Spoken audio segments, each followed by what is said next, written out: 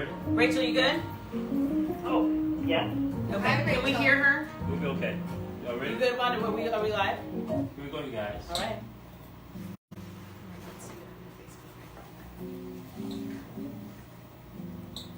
Oh, there we go. There we go. There we go. Just go on Dana. Yeah, go on Dana Michelle. You good? Good evening, everyone. This is Dana Being Dana, and I am your host, Dana Michelle. Happy Thanksgiving. I hope everybody had a great Thanksgiving.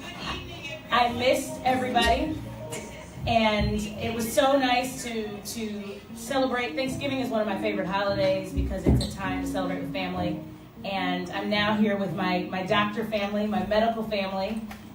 Truth be told, I did grow up in a family of doctors, and I'll talk about that near the end of the show. Both my parents are doctors. My mom's a dentist. My dad was a physician, and so medicine is a part of Dana Being Dana. And so with me tonight, I have 4 good friends of mine who are all doctors, and I'm so pleased to have you guys here. Thank you so much. You look fabulous in your white coats. Thank you. So I just wanted to introduce you all. First, we'll start with Alexis. She's a veteran here to Dana Being Dana. But I'm going to be more professional today. In your white coat. In my white coat, so I'm more professional. Yes. And next, Anne. I'm Ann Hackford. I'm friends with Dana through our daughters. They go to dance together. They sure do. And Kimberly. Kim Wright. I am very appreciative of you asking me to be here. Thank you so much. Thank you so much. And joining us on the phone is Dr. Rachel Ross. What's going on? Hey, Rachel, how are you? Good. Thank you so much. Dr. Rachel Ross, as many of you have figured out, is Dr. Rachel Ross from The Doctors, the Emmy Award-winning television show. And she's going to talk more as we get into the show as to what she's been up to and all that great stuff. Thank you so much, Rachel, for dialing in and joining us today. It's a pleasure. Thanks for having me. Always, always. So there are people who are watching, who are listening. I've got mentees out there who aspire to be doctors, which is fantastic. So I first want to start off with some of the basics. Where did you go to college, and what medical school did you attend? I can start. So I actually did my undergrad in University of Iowa. Go Hawkeyes! I know there's probably some Iowa State fans that are not appreciative of that, but I then went to Des Moines University for my medical school, and then did residency in Ohio. Fantastic. I am a Illinois gal. I have been in Illinois all my life. Went to University of Illinois in Champaign-Urbana, and then I went to medical school at Chicago Medical School in North Chicago, and I did my residency at U of I in Chicago. I went to Northwestern undergrad. I was a chemical engineer and decided that I hated it after I worked for a year in Minnesota. And then I went to medical school after taking a year off at Northwestern, and I went to residency at Northwestern. I bleed purple. Bleed purple. Yes. And Rachel? Yeah, I went to Vanderbilt University in Nashville, Tennessee, and then I went around the corner to a wonderful HBCU that my dad and my sisters both attended. All 3 of them went to there too, Meharry Medical College. So I'm a product of the South. That's fantastic. And I, too, my family attended Meharry. My grandfather taught at Meharry for over 40 years in the dental school. And he's still living. He's still down in Nashville. Hey, Granddad. And most of my family, all except for my uncle, attended Meharry Medical College for either the School of Dentistry or the medical school. Both my parents attended there together. And so that's one thing that Rachel and I have in common. And it's very exciting. So. That's what's up. That's what's up. Meharry Medical College. I mean, when my dad was going to medical school, there were only 3 colleges he could even get into during segregation. Now he's in his 80s and he still practices medicine 2 or 3 times a week. He's got a handful of patients who wouldn't see anybody but him. Wow. So I mean, I'm severely proud to be from the Meharry Medical College. That is fantastic. That's awesome. That's really, really awesome. one of the things I wanted you all to talk about, and Rachel, we'll start with you. What is one of the things that surprised you most about medical school? And maybe you can even talk about, had you always wanted to be a doctor, even as a little girl? But what's one of the things that surprised you about medical school? I think the most surprising thing about medical school is that they really wanted you to know all that shit. You know, like you get there, you look at the book, you see all that stuff, and you're like, oh my God, they really want you to know all of this. So I honestly, to me, that was the most amazing part is there's a lot to learn, you know. And I would say since I went to an HBCU, you know, it was fun. So I think that was surprising too, is that it was fun and there was a lot to learn. I think when I went to medical school, I grew up thinking, okay, this is what I want to do. I can't think of anything else I'd like to do. But going through medical school, I cannot believe how much your body and mind can take. It is just on 24/7. I mean, I remember going days just studying my butt off and then taking a test and then hanging out with some friends and then doing the same thing over and over. And you just don't realize how fast it goes. And so I guess the power of how much your body can actually take and how much your mind can actually take, it's amazing. I actually did not grow up wanting to be a doctor. And I wanted to be, I knew I liked math and I knew I liked science, so my dad was an engineer and I just wanted to impress my dad, so I decided to do chemical engineering. And then I got to Northwestern and all of my friends were pre-meds and I'm like, oh, sucks to be you, like you have to get good grades and blah, blah, blah. And so, you know, I went through orgo and organic chemistry, which sucks, and all that stuff, just knowing I was going into chemical engineering. So I had no pressure on me. And then I finally started working and I'm like, oh my God, people that are chemical engineers, I mean, no offense, but you spend all day in a lab or you spend all day working in a factory, like walking around the factory floors, and it just was not me. I just did not mesh with that. And so then I took a neuroscience class and I just loved it.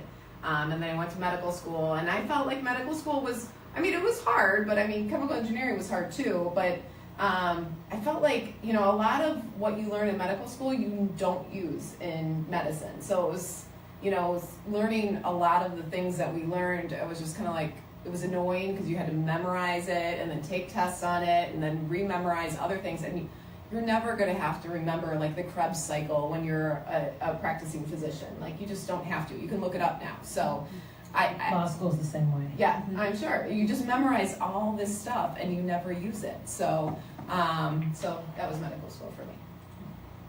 You brought up a huge problem, you know, because it's like, we learn all of that, and then it's not until you've been practicing for a while where you're like, gee, you know, that's real medicine right there. But meanwhile, all they really train us to do as physicians is to, you know, push pills and you know, order tests.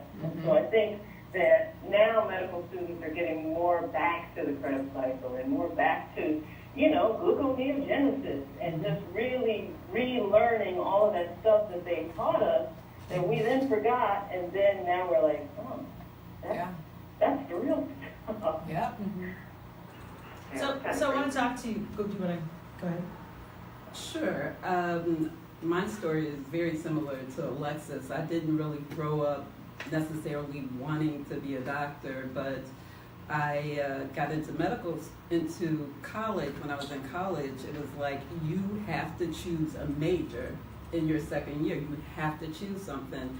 And the things where I love growth, I knew I wanted to be successful, and it was either doctor, lawyer, and my sister's a doctor, so it's like, okay, let me follow that path. And once I got into medical school, I did something called a pre-matriculation program with Robert Wood Johnson, and so I actually split up my first year, and so I only had very few classes, and so I was able to really excel because I only had like 2 classes where everybody else was taking 4 classes. I still studied just as hard.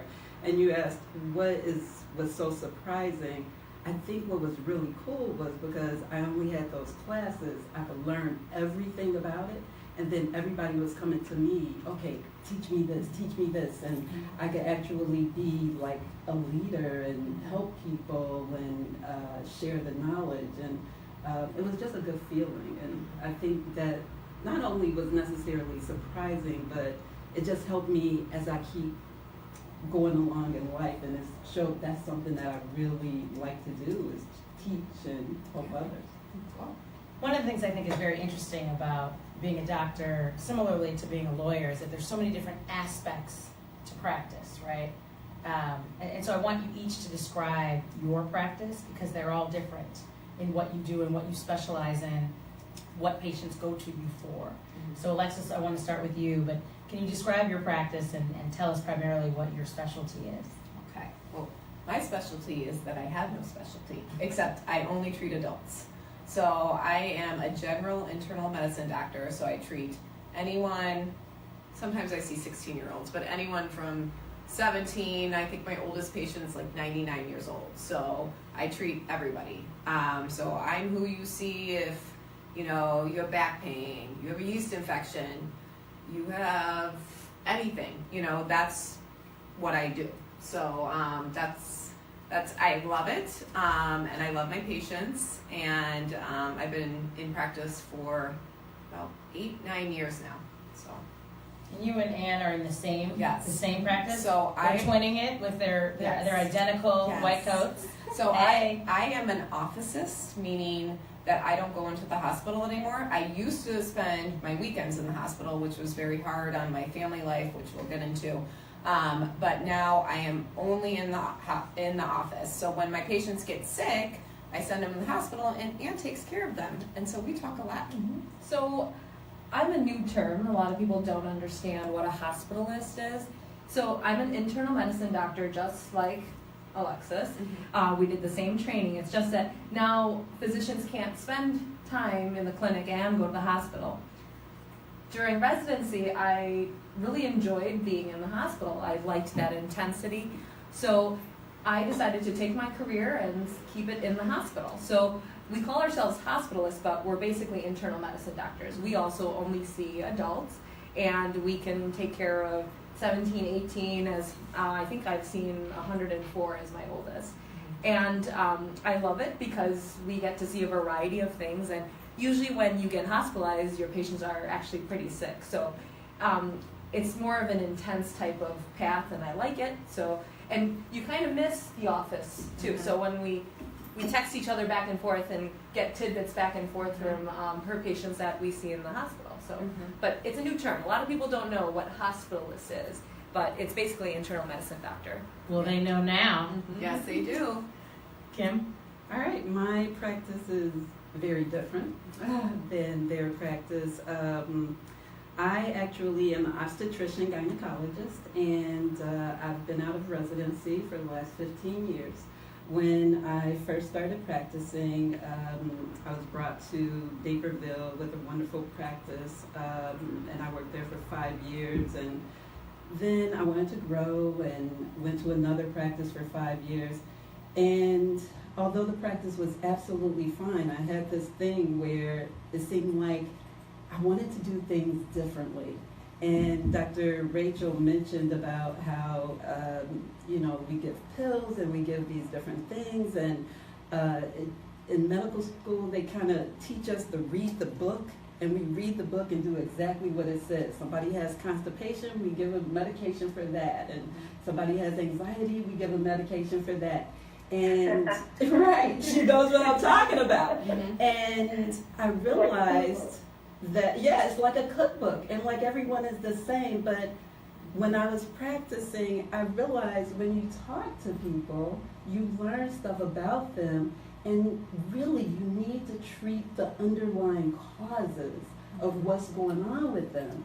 And so when I was with the other practice and the other doctors were seeing patients every 5, 10, maybe 15 minutes, it would take me 45 minutes to see the patient, or an hour to see the patient. And it wasn't really working. I would work longer hours and more days to see the same amount of patients, but they weren't having my ideas of how I practice. And I got this little thing my husband calls a hospitality fetish. I like lovely luxury stuff. Yeah. I call it personalized luxury healthcare.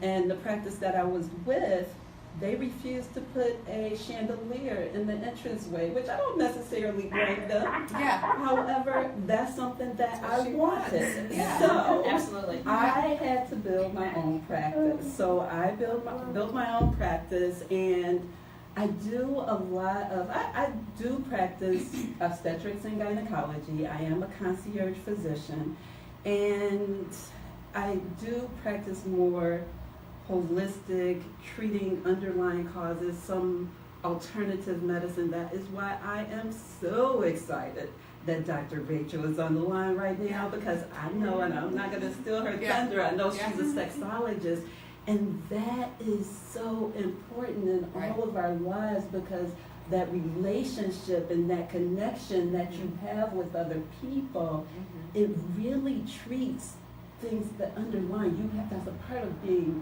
you and a part of being whole. And so I do a lot of other things, bioidentical hormones, vaginal rejuvenation, cosmetic vaginal surgery, the O shot, the P shot, there's something called PRP, platelet-rich plasma. I do things to help with sexual gratification and to make that better. Some people might not have any, and I help them to get that orgasm and arousal and libido, et cetera, but some might be absolutely fine, and I have ways of enhancing that and making it all the better. So it's very exciting. So you're very helping exciting. people. Let me get this straight. I love Let's this. review. Let's back this up for a little bit. I love this. So number one, it's luxurious, right? The chandeliers are hanging from the ceiling, right? 50 Shades. And then we are delivering babies, right? And I don't want to back this up, because in all seriousness, and I love you all because you guys are my friends. Kim has one of the most talked about practices in the western suburbs. Her office is in Naperville, and it's very highly regarded, and we're going to get into what the luxury means. But in addition to the luxury and delivering babies, you're helping people who are practicing making babies and doing that in a way that is fulfilling, right? Extremely fulfilling. So let's back up first. Let's talk about the luxury part. Okay. What parts or aspects? Can you give us some examples of your practice besides the chandelier Okay. that are luxurious? You know, I like I said, I call it personalized luxury healthcare, and it's just knowing the person. Is not each person is not a number. You know, they're not a date of birth. They have identities, and then we make it so that we have time to learn. I think that is the biggest part of the luxury. I mean, we have nice stuff. We have a limo service. We have a driver for women who have, That's fantastic. for the procedures, so they don't have to bother their husband or loved ones. that's They don't awesome. have to take off of work. That's And great. we, for the pregnancies, we have a photographer to take maternity photos, beautiful maternity photos and pictures of the baby at 3, 6, 9 months and a year, massages for the maternity massages. And Oh, that's Hey, nice. where were you? Yeah. Exactly. Exact same thing. I'm like, I gotta do this. People are going to be making babies tonight. Exactly. Calling. I'll show you the line outside of Yeah. Dr. Wright's office tomorrow. If we're not seeing a chandelier, If we're not seeing a chandelier, there's something yes. wrong. yeah, and we do serve instead of, you know, just every little touch, all the detail. I'm a very detail-oriented person. We actually hired another patient concierge recently, and they sent me a text message showing a picture. We have this, what I call a W fold. It's the right center, so everything has W's on it.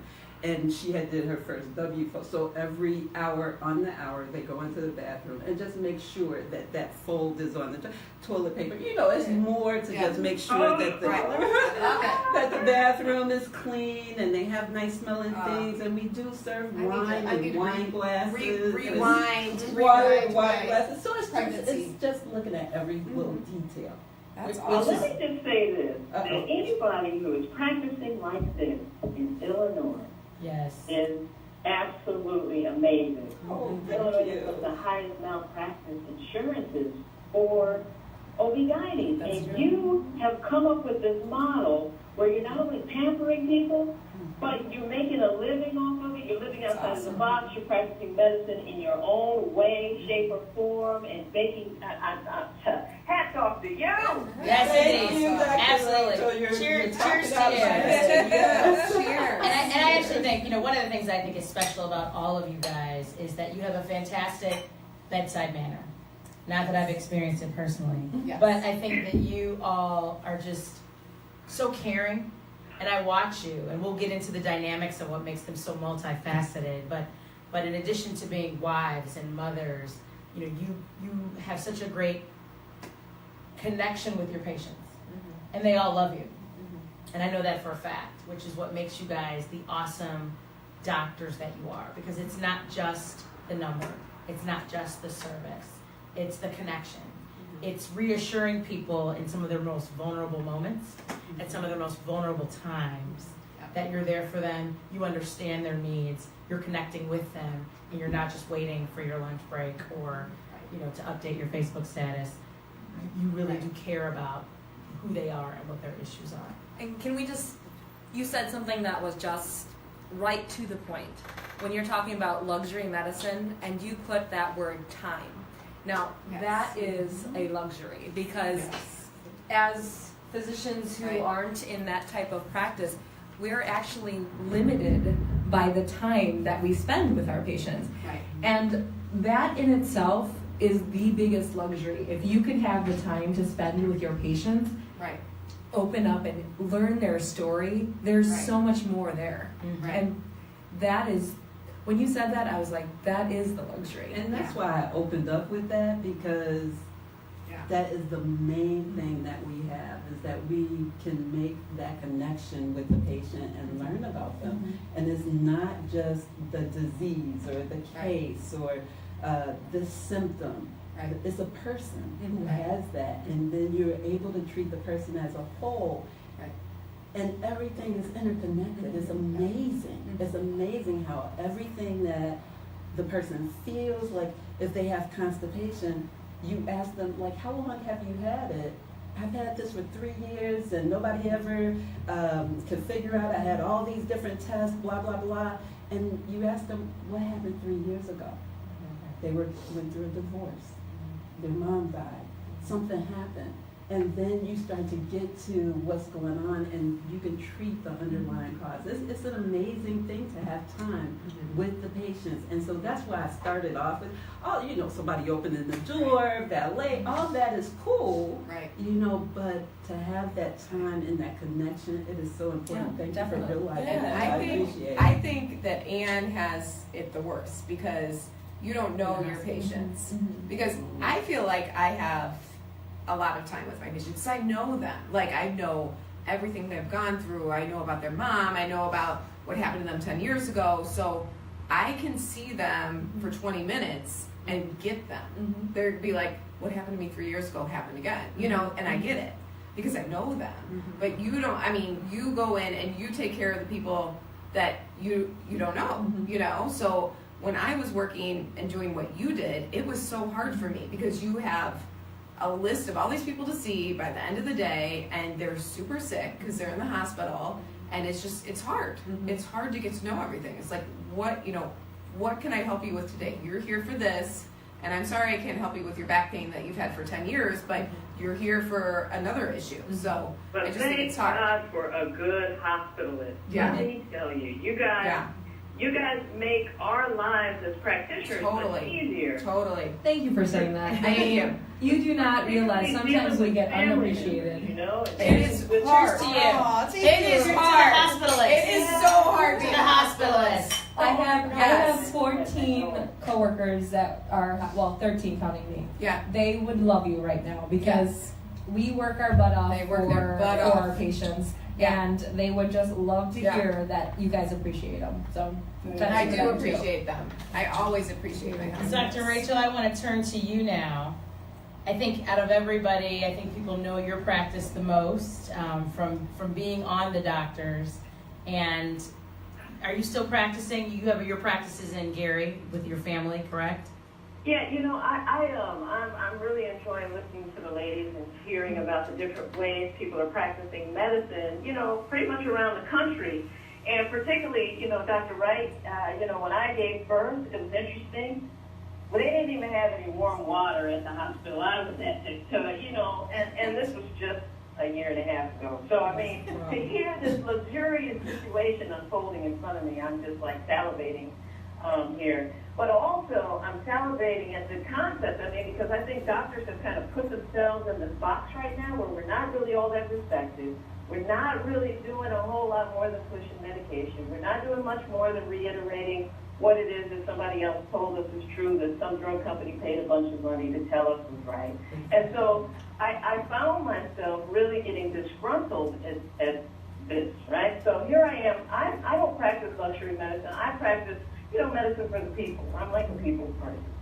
Gary, Indiana, prison, that's me, and that's where I find my joy. And, I got fancy chandeliers at the crib, but, that's not necessarily my audience there. But I can totally relate because what I found as an issue, I'm on television and I'm practicing medicine, I'm flying back and forth, is that we as physicians live our lives, our medical lives for our family members and everything completely differently than the vision we put on for everybody else. Get the flu shot. Get your vaccine. Everybody get them on time. Get here. You're late on your vaccine. Whatever it is, we push that, but we're not living that. Yeah. And it was very difficult for me to live one way. My family, we come from a medical family. Nobody's getting the flu shot. I'm on television like, get up. Dance around in a circle and, go on back behind stage. And I think what ends up happening is that, doctors have kind of fallen out of favor in the sense that, it's kind of like they're constantly trying to replace doctors. You can go see a nurse practitioner. What do doctors do? Doctors push pills.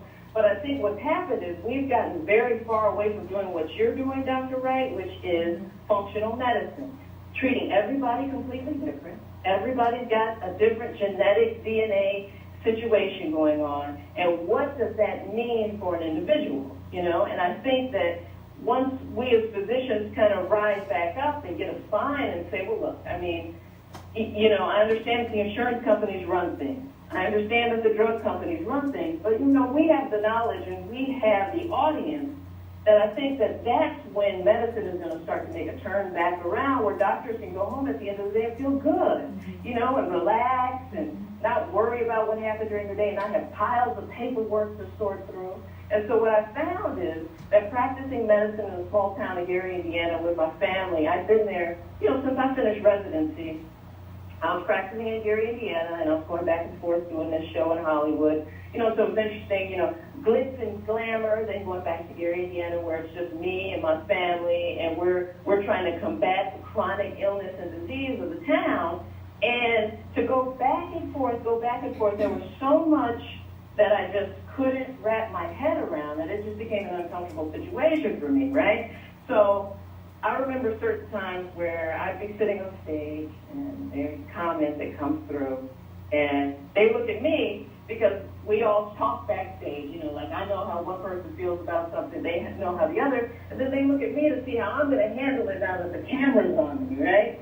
So I think that as a physician, and as a person, I try to deal in truth as much as I possibly can, and I have a really hard time balancing the fact that patients are like, well, Dr. Rachel, okay, you're telling me this, that, what would you do?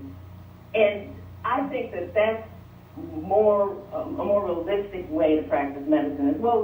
The studies are showing this. This person paid for this study, this happened here, but let me tell you what I'm doing for my family, and let me tell you what I've seen. And let me tell you based off of your family history and what I've seen in your genetic analysis here, what I think we need to do. And so I think that medicine needs to come back away from these massive throw drugs at everything and start to treat what's causing the issues, which is a lot of, bad personal care products and a lot of bad food. And I really do think that if we start to deal there and go from there, then we'll have a healthier society. People will feel better. They'll be less angry. We won't be so tired. We'll have better love life. and and so on and so forth. Let the violin play. So fast forward to what I'm doing now. So I'm a sexologist and a family medicine physician, right? And I've been doing both of them simultaneously since I left residency. So when residency started, I started a program to get my PhD in sexology. So by the time I was finished with everything, I'm a family medicine physician and psychologist, right? So what do you do with that in Gary, Indiana? Can you tell us what sexology means? There's people out there who are like, they're right now Googling sexology. Yes. And through my promotion of the show, we've banned Google searches. Yes. So I need you to tell us what sexology is, because everybody is going to want to know what you're doing. Sure, sexology is the study of sex and everything that goes along with it. So it's the relationships, it's the chemistry, it's the physics, it's the whys, the who's, the hows, the hormones. It's everything that has to do with sex. And to be honest, the sexology part of me is the part that got me, on the stage of the doctors. They got radio shows. They got, it's funny because before I was even on the doctors, I had my first six-figure deal to help with HIV testing for a home HIV testing kit. And, all of that really kind of came through this desire to educate people about sex, relationships, the who's, the hows, the whys.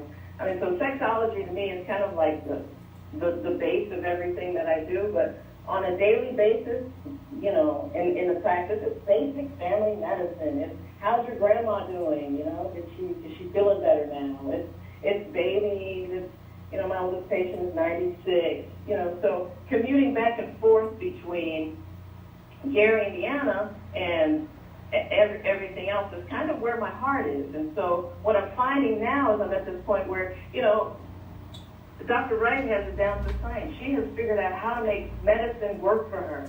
And I'm at that point where I'm trying to figure out how to make medicine work for me.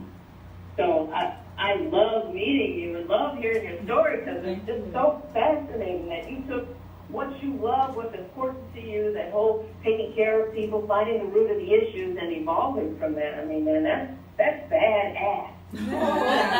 Okay, thank you so much. I'm sitting here listening to you, and I'm like, this woman is talking out of my head.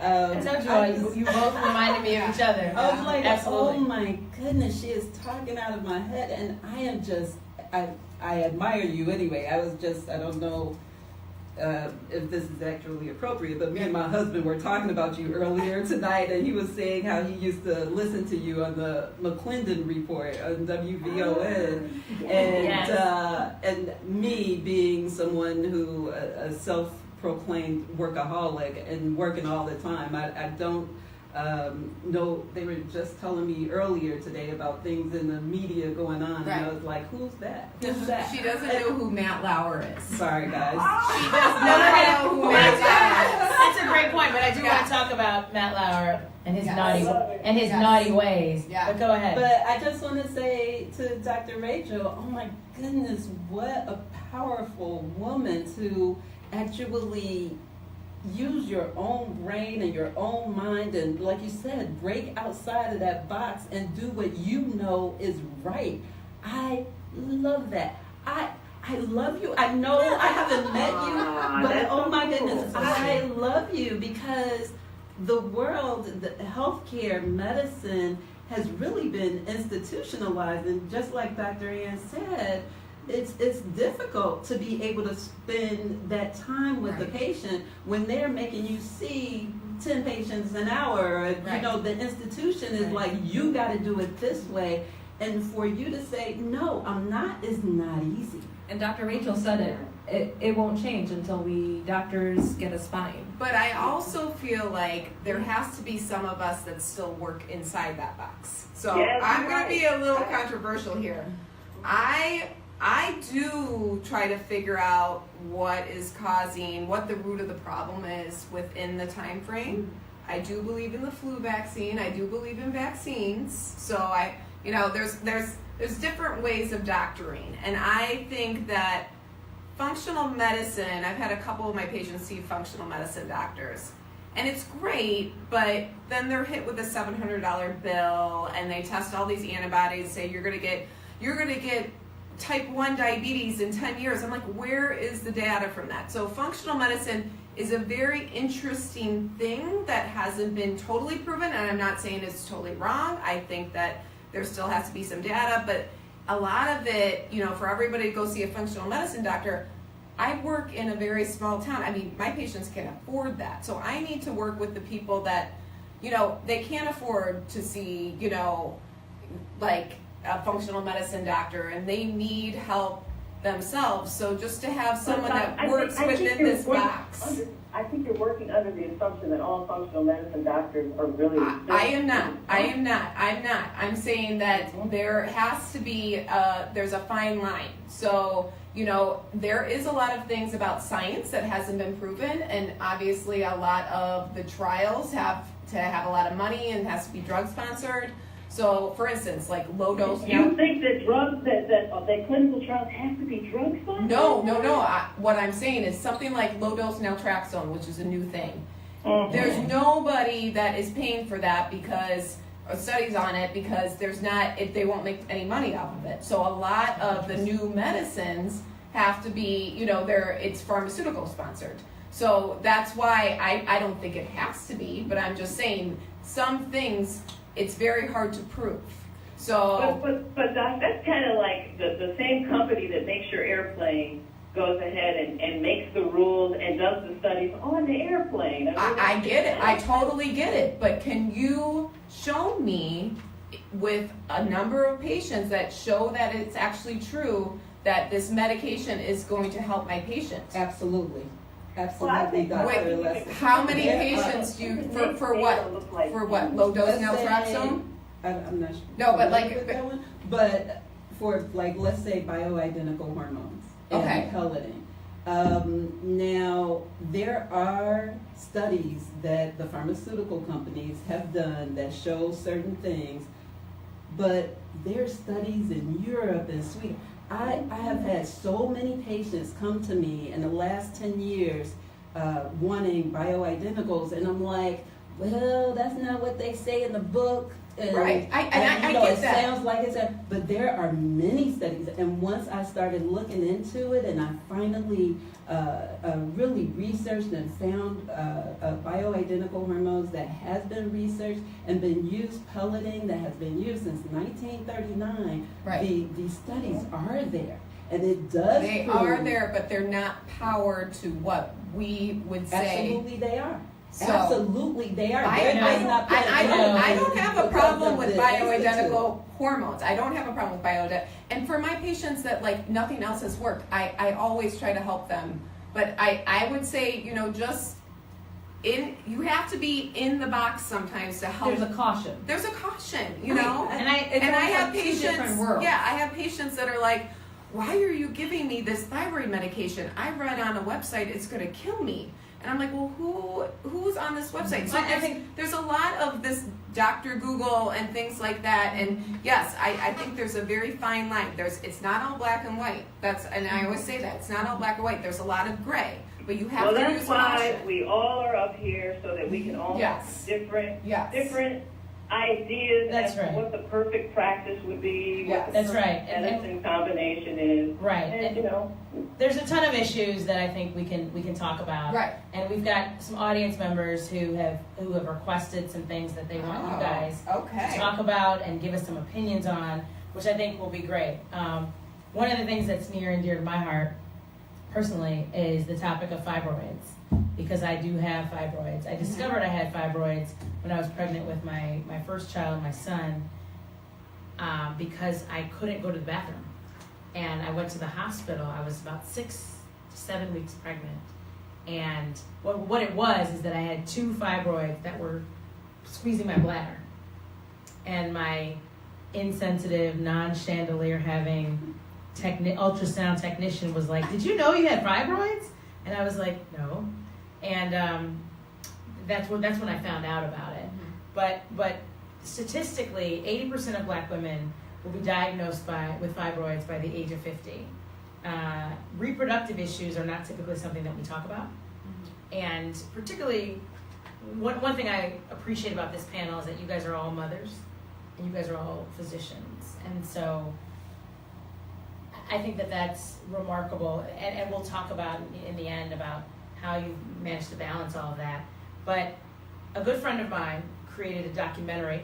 My good friend from Spelman College, Chiquita Lockley, brought the topic to the forefront with respect to infertility. She's produced a documentary that will be released next year called Eggs Over Easy, and it's about Black women and fertility, where she talks about topics such as fibroids, endometriosis, miscarriages, IVF, surrogacy, being an older mom, which is someone who has a pregnancy over the age of 35. When I first got pregnant with my son, I was terrified at my law firm because I was the only associate that I knew who was pregnant at the time.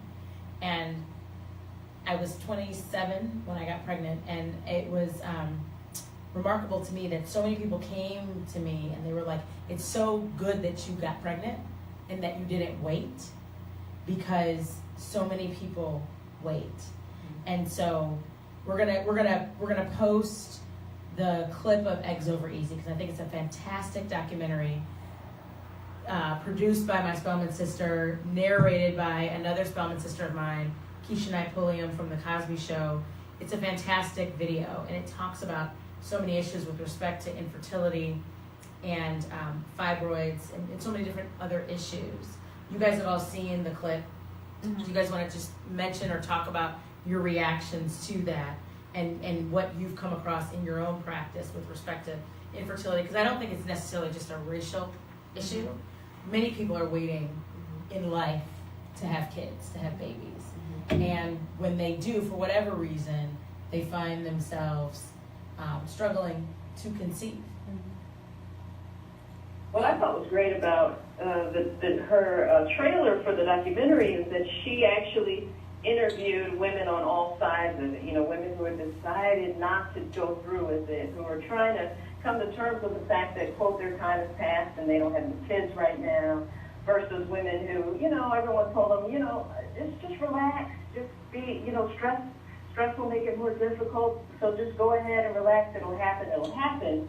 And so I really like the concept that she took, where she interviewed a diverse group of women on the issue. And I think that that's what we're looking at, is the diversity. I mean, when we look around at our friends and family members and people we know and don't know, I mean, it really is all over the map, and I appreciate her perspective of that and making sure that she shows that.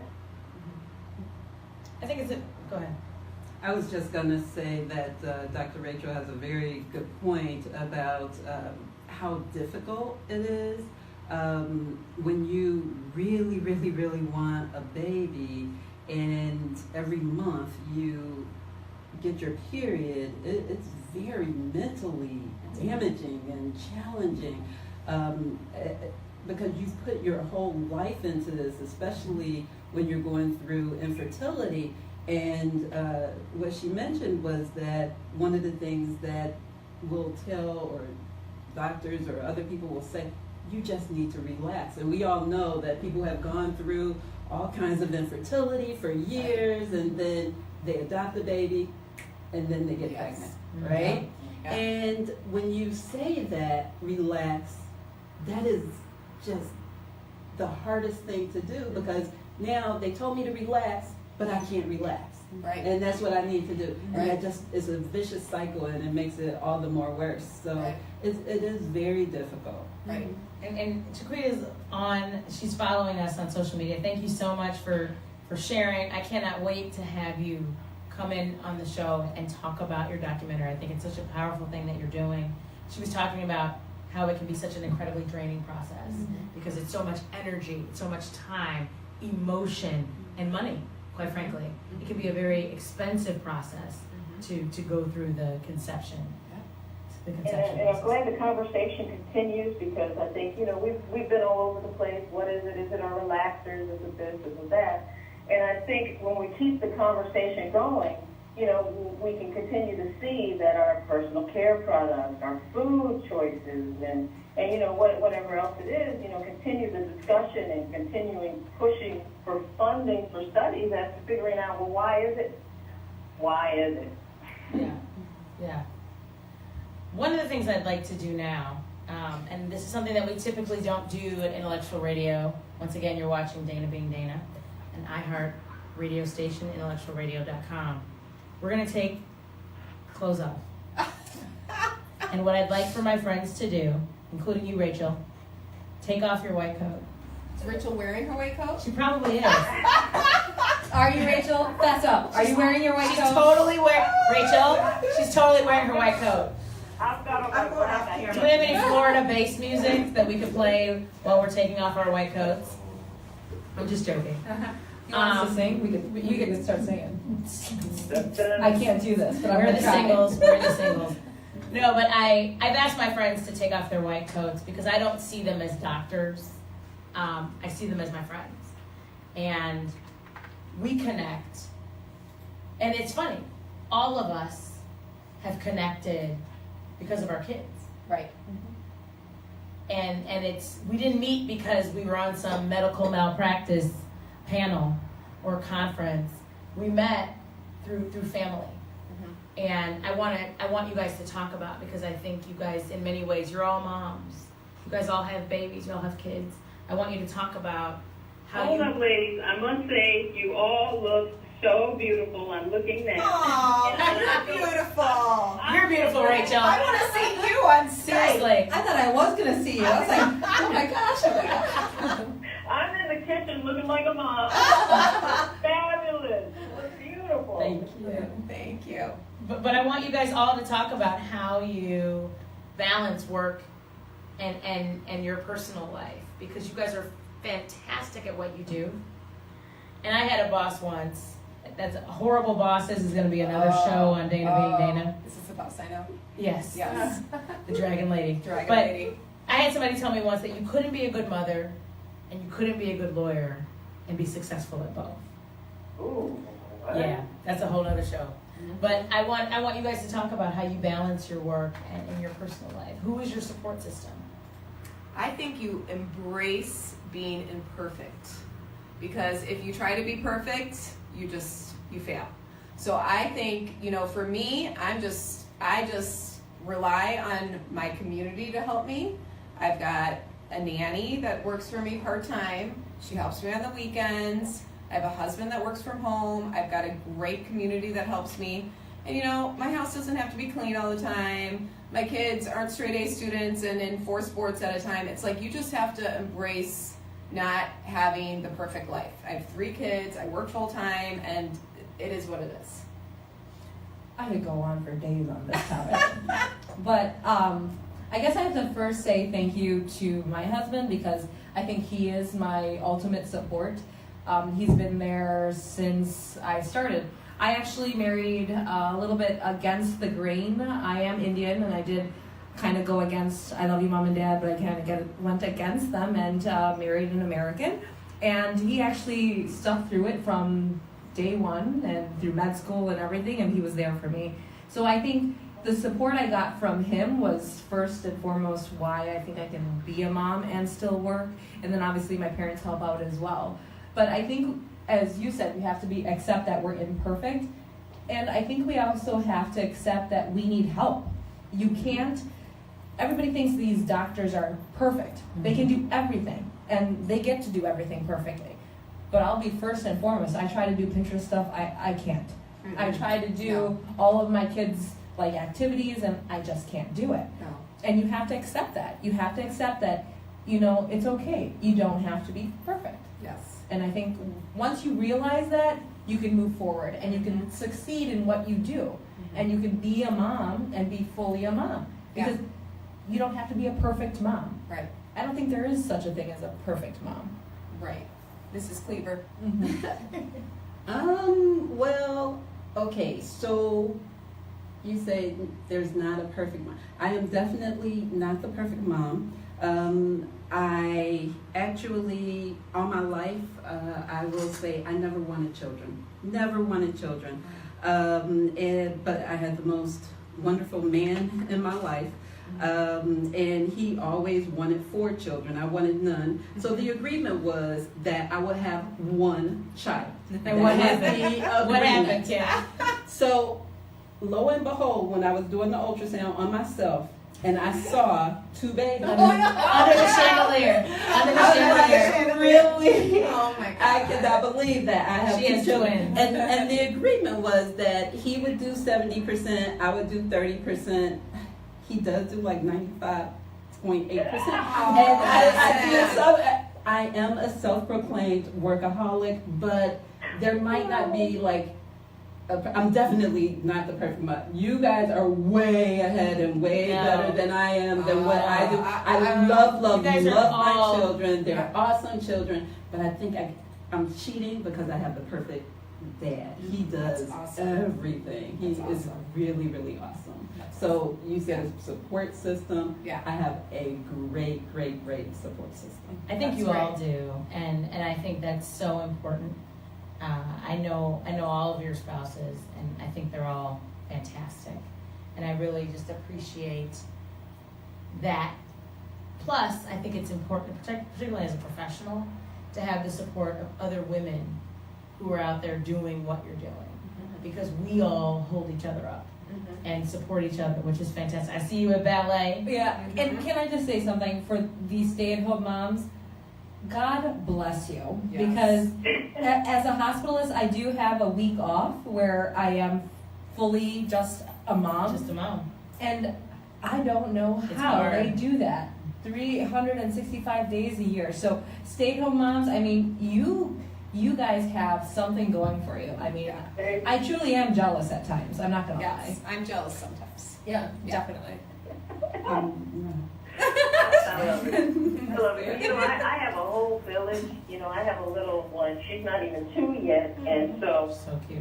I'm still really trying to figure it out. You know, it's kind of like you're at that point where you're trying to balance, okay, let me see, how long do I have before I have to pay full-time tuition? How long do I have to have before I pay them college? You know, so it's kind of like, I mean, I'm at this point where I'm just still trying to figure it out. So thank God for her grandmother. Yes. Thank God for her grandfather, her Aunt Riri. You know, and so honestly, it really does take a village, and I have one, and without my village, I don't know what I'd be doing. Right. Because, you know, I'm the type of mom that's kind of like, you know, you want different for your kids than you had, you know? Right. Like, I want them to be a little freer than I was. I'd like for them to play music. I'd like for them to, you know, play outside more. My mom was like, get in here, it's cold. You know, like, I felt like I had such a restricted childhood, and I'm just trying to make sure that she gets to breathe a little bit. So, I mean, I don't know how I'm doing at it, you know, and I do know, though, that I haven't gotten comfortable leaving her with anybody other than, like, a close family member. And, you know, eventually I guess I'll get over that when she starts talking and can tell me about her day a little more. But, so, I mean, I don't know how I'm balancing it other than the fact that I've got a tribe. I think that's so true. The tribe is so important, and Yeah. you hear that throughout Dana Being Dana about how your support system, your tribe, the people who show up for you are so incredibly important. And I just admire all of you for not only what you do when you show up for your patients, but how you show up for your kids. You guys all have beautiful kids. Ann has 3 kids. Kim has twins. Rachel has a beautiful daughter. Alexis said that she's got 3 beautiful kids. I didn't say they were beautiful. They're beautiful. They're beautiful. they're my I god might kids. have called Look at- them monsters. I think, yeah. This is what her daughter made for Yeah. me here. But a couple of things before we go. This show is dedicated to my family because I've been always so proud of the medical family that I came from. And so I just wanted to read their names before we wrap up. Marion Lincoln Woodyard was my great-great-uncle, and he was a UFC undergrad, and he went to Meharry. He graduated from Meharry's dental school in 1920. Wow. As a black man graduating from dental school in 1920, Wow. it's a huge deal. My grandfather followed in his footsteps, James Sack Brown. James Brown, not a hard name to remember. He taught at Meharry for over 40 years, and he's a dentist. He's still living in Nashville today. My father, Albert Brown, internal medicine here in Chicago. My mother, Gwendolyn Brown, she was in the Navy, and I think it's very tough to be in the services in this type of profession as well. Dr. Alice Brown, my aunt, who studied cancer at Harvard and at Vanderbilt. Dr. Jacqueline Brown Bryant, my aunt, who's an orthodontist in Maryland, and Dr. Patrick Bryant, who's a dentist in Maryland. Dr. Renee Pasco in Oklahoma, Dr. Handel Pasco, my aunt and uncle in Oklahoma, he's an anesthesiologist, she does internal medicine. My uncle, Dr. James Brown in New York, he's a neuroradiologist. And my three little cousins, Alexis and Jasmine Pasco, they're both med students at the University of Texas in Houston and Baylor, respectively. And my little cousin Denise, who I told her I'd give her a shout out, she is a 7th grader who has decided, declared to be a pediatrician. Nice. That's my family, and this show is dedicated to you all. I wanted to thank our sponsors tonight, Miracle Custom. Thank you so much for all of your support. Miracle Custom does audio, home, and visual sound. A fantastic company. So if you're ready for the playoffs, you should get ready for the playoffs. If you're not, Miracle Custom is the place for you. To definitely give them a call, look them up. I've got their information posted on my timeline. Next month, December, it's my birthday month, and I'm a huge fan of family. I'm a huge fan of the holidays. We've got great shows on Dana Being Dana planned for you and great topics. Next week, tune in. The next show is about the fitness program that has swept the nation. I'm so excited about next week's show, but you'll find out more about it later on this week, but it's going to be a great one. You don't want to miss it. Thank you so much to all of my guests who are here in studio. Thank you, Dr. Rachel, for tuning in. I appreciate you being here. Yes. Thank you so much. This has just been a fantastic show. You guys are all fantastic doctors. Thank you so much for tuning in to Dana Being Dana. See you next week.